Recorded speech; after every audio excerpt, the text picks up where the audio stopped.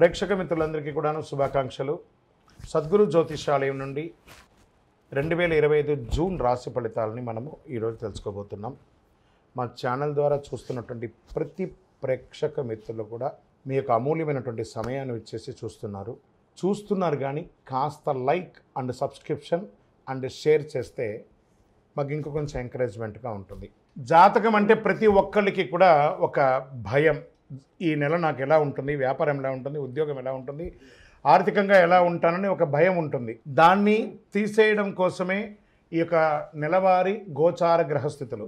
ఈ గోచార గ్రహస్థితుల ద్వారా వచ్చే ఫలితాలు మీ వ్యక్తిగత జీవితానికి ఒక 30% మాత్రమే వర్తిస్తుంది. మీ యొక్క వ్యక్తిగత జాతకం ద్వారానే సంపూర్ణ జాతకం అనేది వస్తుంది. మళ్ళీ చెప్తున్నాను, జాతకం అనేది పడుతున్న వర్షానికి ఒక గొడుగు మాత్రమే, కానీ జాతకం జీవితం కాదు. మళ్ళీ జాతకాన్ని ఎవరెవరు అడగాలి అంటే 21 వయసులోపు ఉన్న వాళ్ళు అడగకూడదు, 60 వయసు పైచిలకు వాళ్ళు అడగకూడదు. ఎందుకంటే వాళ్ళు పెద్దవాళ్ళు కాబట్టి వాళ్ళకి అన్నీ తెలుసు. ఆర్థికమైనటువంటి లావాదేవీలు చేసేసి అప్పులు తీరడానికి కోసం జాతకం అడిగితే జాతకం చెప్పించుకుంటే అప్పులు తీరవు. జ్యోతిషాస్త్రరీత్యా ద్వాదశ రాశుల్లో 11వ రాశి అయినటువంటి కుంభరాశి మిత్రులారా, మీరు ధనిష్ఠా నక్షత్రం 3-4 పాదములు, శతభిషా నక్షత్రం 1-2-3-4 పాదములు, పూర్వాభాద్ర నక్షత్రం 1-2-3 పాదాలకు జన్మించిన మీరు కుంభరాశి వారిగా పరిగణించబడుతున్నారు. ఈ నెల మీకు శుభ ఫలితాలు ఎలా ఉన్నాయంటే, ఎలాగో 7.5 శని యొక్క ద్వితీయ భాగంలో ఉన్నారు మీరు. ఏళ్ళనాటి శని తీవ్రంగా ఉన్నా ఈ నెలలో చాలా హెచ్చు తగ్గులు ఉంటాయి. గోచార గ్రహస్థితులను దృష్టిలో పెట్టుకుంటే లగ్నంలో రాహు, ద్వితీయంలో శని, తృతీయంలో శుక్రుడు, చతుర్థంలో రవి బుధులు, పంచంలో గురువు, షష్టంలో సప్తాహంలో కుజుడు, అష్టమంలో కేతువు. ఈ మాసం ప్రారంభం నుండి ప్రతి కార్యక్రమం కూడా మిశ్రమంగా ఉంటుంది, కానీ ఆదాయం చాలా బాగుంటుంది. వ్యాపారం అద్భుతంగా ఉంటుంది.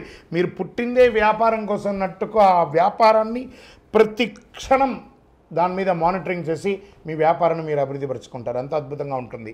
ఏ విధమైనటువంటి చిన్నపాటి అవకాశం ఉన్నా వ్యాపారంలో మీరు ప్లాన్ చేసుకోండి. ఎక్స్పాన్షన్ ఆఫ్ యువర్ బిజినెస్, ఈ యొక్క స్టాక్ క్లియరెన్స్ ఎలా చేయాలి, కొత్త వ్యాపారం ఎలా చేయాలి, కొత్త వాళ్ళకి ఎలా చేయాలి. ఈ నెల మీకు వ్యాపారానికి ఒక ట్యూన్ ఇచ్చాడనుకోండి భగవంతుడు. ఉద్యోగులకి ట్రాన్స్ఫర్స్, ప్రమోషన్స్ ఉన్నాయి.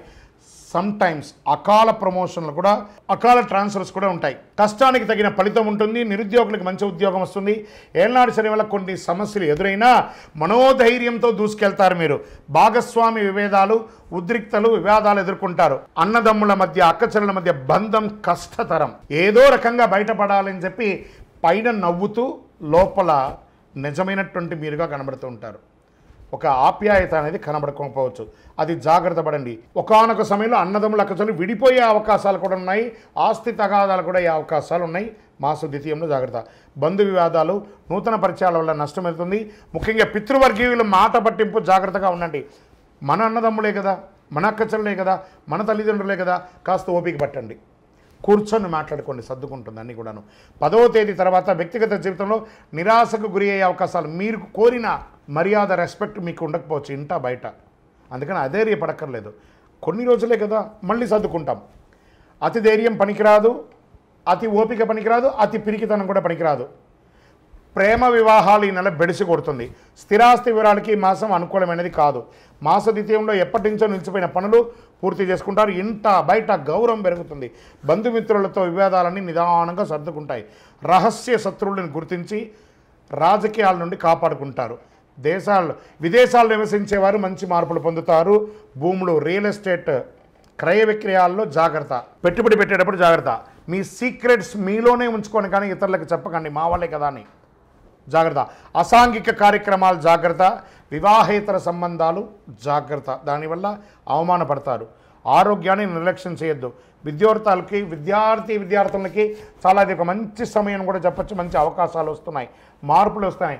వెయిటింగ్ లిస్ట్లో ఉన్నటువంటి మీ యొక్క మార్క్స్ కానీ, లేదా రిజల్ట్స్ కానీ, లేదా వీసా కానీ, లేదా ఉద్యోగం కానీ అవన్నీ కూడా యాక్టివేట్ అయ్యి అద్భుతం అవుతున్నారు. క్రీడాకారులకి చాలా అద్భుతమైనటువంటి సమయం చెప్పచ్చు.